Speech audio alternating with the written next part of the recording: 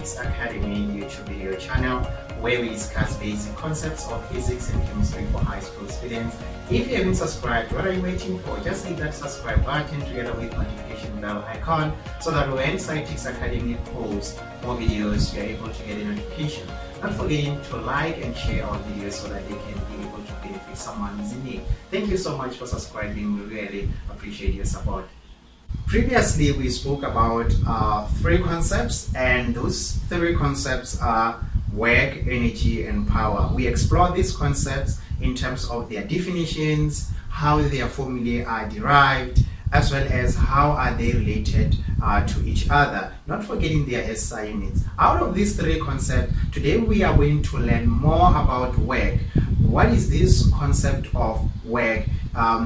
Particularly when we are actually exploring or observing the motion of an object. I'm talking about objects that are in movement. The biggest question is, what is work? But before we can talk about the definition for work, firstly, let's write down the formula for calculating work.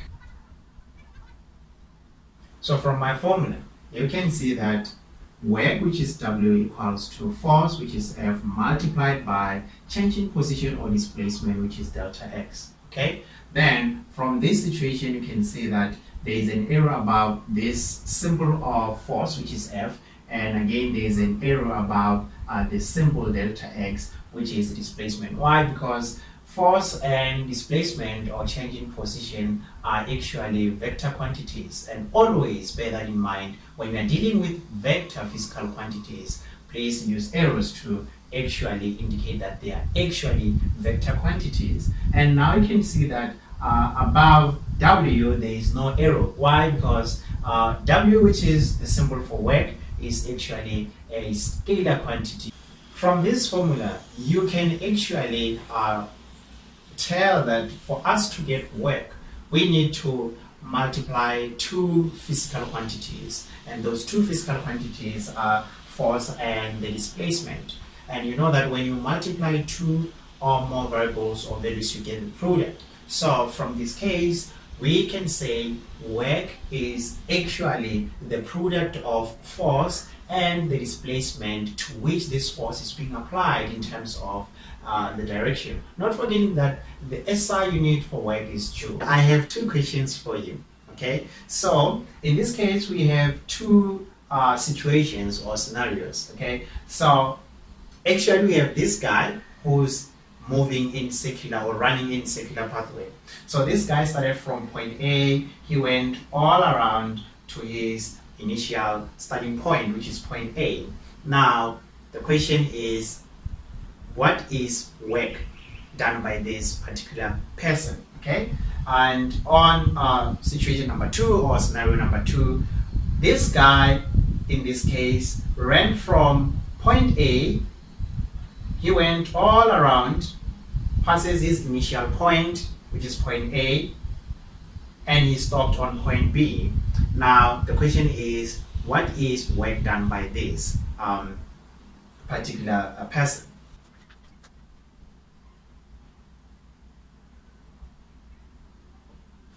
So you have this system where this object is actually sliding down the inclined surface, and this surface you can see that is rough. You must expect something, the existence of frictional force, and we have our angle there. Okay, so now to explore more into this concept of work, let's firstly draw the free body diagram for this particular system.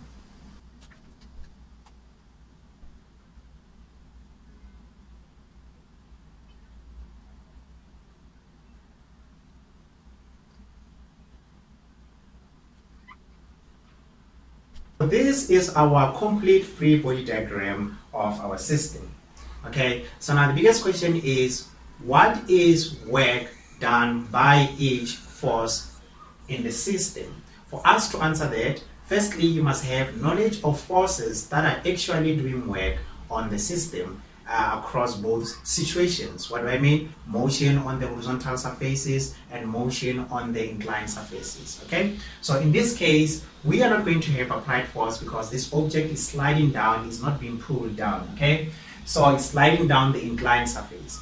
And number two, generally you have to know that Fn and Fg, they don't actually do work on the object, either on the horizontal surface or motion on the horizontal surface or inclined surface. Okay. Then thirdly, you have to list down those forces. Okay. So in this case, we have two forces, and those forces will be frictional force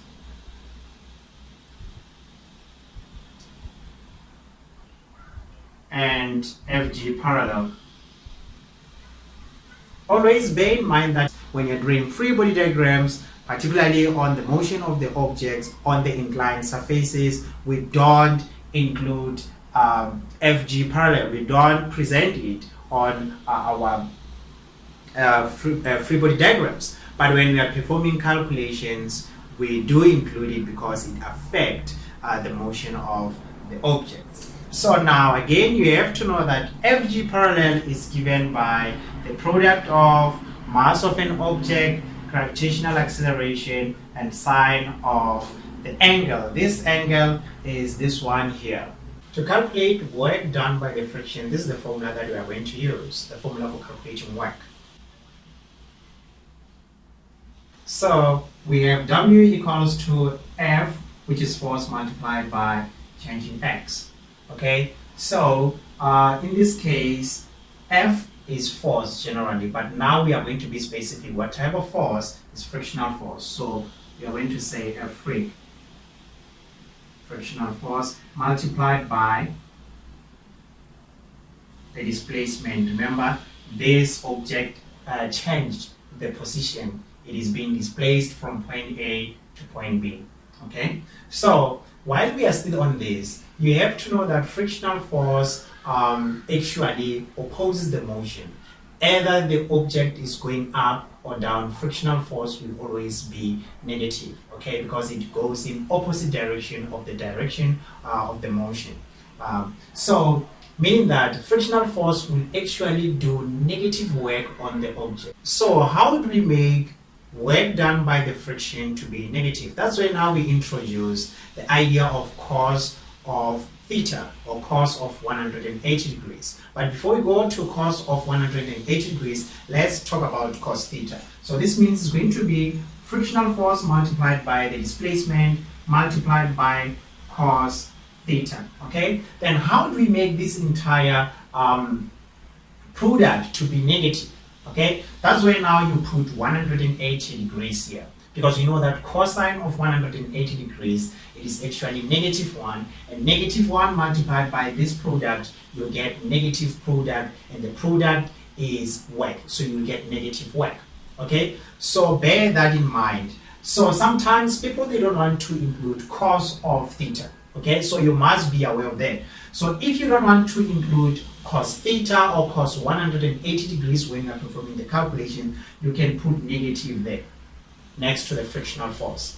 But don't put negative here and include cos of 180 degrees, because the entire product will be positive, meaning that now frictional force is doing positive work on the object. If you put negative here, you don't include cos of 180 degrees. If you don't want to put this negative sign next to frictional force, that's why now you introduce cos of 180 degrees, then it will be -1 multiplied by this entire product, you get negative product, which is negative work.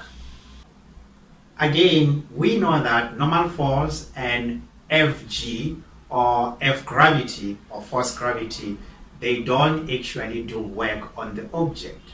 Why? Because if you put Fn here, multiplied by the displacement multiplied by a cos of 90, remember they are perpendicular to the surface, so cos of 90 degrees, you will get 0, and 0 multiplied by this product, you'll get 0 product, which is 0 work. So that's how you can make Fn and Fg to actually do no work on the object. Back to our main question. So F rig multiplied by change in position multiplied by a cosine of 180 degrees, you'll get work done by the frictional force on our system. Okay, so for me, I don't actually like to put cos 180 degrees. If you don't put 180 degrees, you must put negative here. This is what I do. Okay, so you just go with the road that you feel comfortable with. Okay, so this is actually work done by the frictional force on the system. Okay, now what will be work done by the component force? Do you still remember that force? Fg parallel, which is equal to mg sine theta. So we are going to use the general formula for calculating work. So W equals to F multiplied by the displacement. Okay, so now in this case we are talking about the Fg parallel, so it's going to be Fg parallel multiplied by change in position. You can again include cos theta here on our work done by the Fg parallel, but you need to be very, very careful. You must know your story. You must firstly assess the situation. Okay, in this case we know that the object is actually sliding down, and we know that Fg parallel is always pointing down. It is actually helping the object to go down, meaning that it is doing positive work on the object. So here cos theta, where is theta, which angle are we going to put? We are going to put 180 degrees, right? That's wrong. We are not going to put 180 degrees because cos 180 degrees is -1, of which it will make the entire product to be negative. And we know in this case, Fg parallel is actually doing positive work. So this means we are going to put cos 0 degrees, because you know cos 0 degrees is +1. +1 multiplied by the entire product, you get positive product, which is positive work.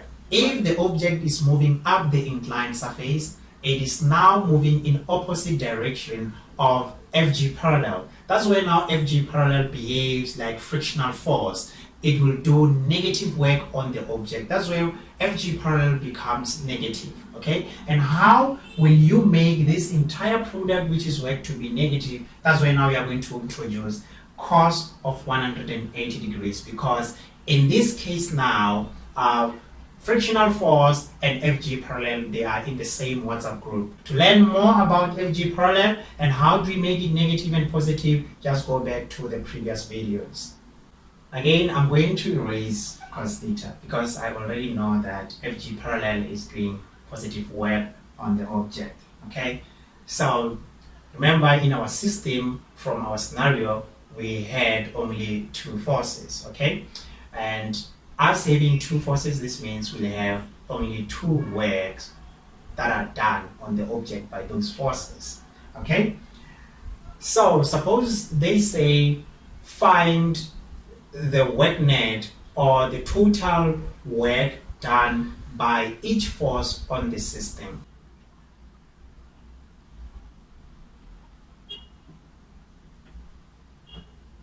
So we know that work done by the frictional force is negative frictional force multiplied by the displacement. Work done by the Fg parallel or component force is Fg parallel times our displacement.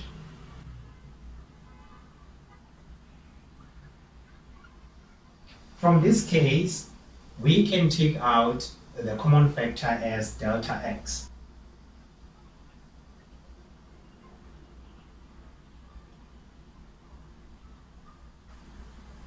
Remember, we have W net, where we add work done by each force on the object within the system, and we have what you call F net. F net, that's where we add all forces that are acting on the object within the system.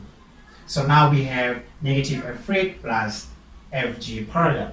Okay, so this means this can be F net because we are adding all of the forces that are present within our system.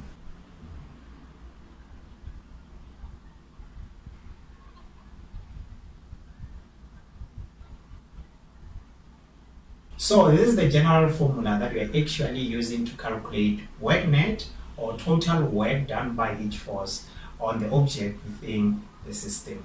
From the equations of motion, we know that Vf squared equals to Vi squared plus 2a change in x. Okay, in this case, I'm not putting arrows above our vectors. Why? Because we can talk about velocity or speed.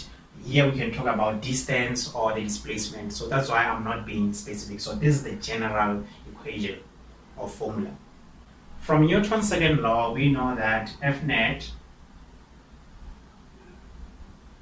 equals to ma. And we know that A will be equal to F net all over m, which is the mass of the object. So let's substitute this Newton's second law equation into this equation. So which means where we see A, we are going to put F net over m.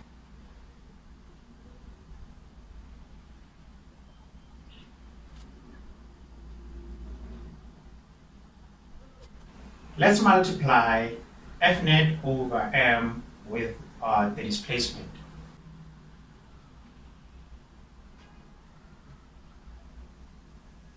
So you can see that Vf squared equals to Vi squared plus 2 F net multiplied by the displacement over m. Let's multiply both sides by m.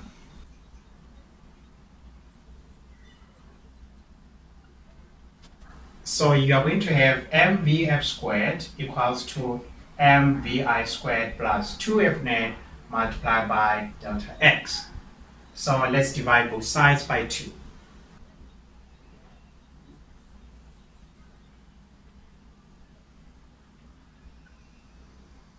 Now you can see that mVf squared over 2 equals to mVi squared over 2 plus F net multiplied by change in x.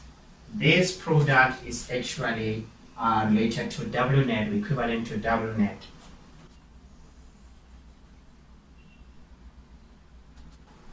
Let's make W net the subject of the formula, or independent.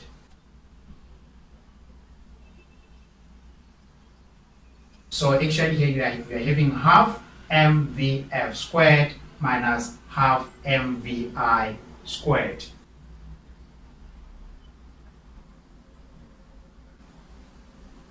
So these are formulae for calculating kinetic energy, but here we are going to have kinetic energy final minus kinetic energy initial. We know that kinetic energy final minus kinetic energy initial, we are talking about change in kinetic energy.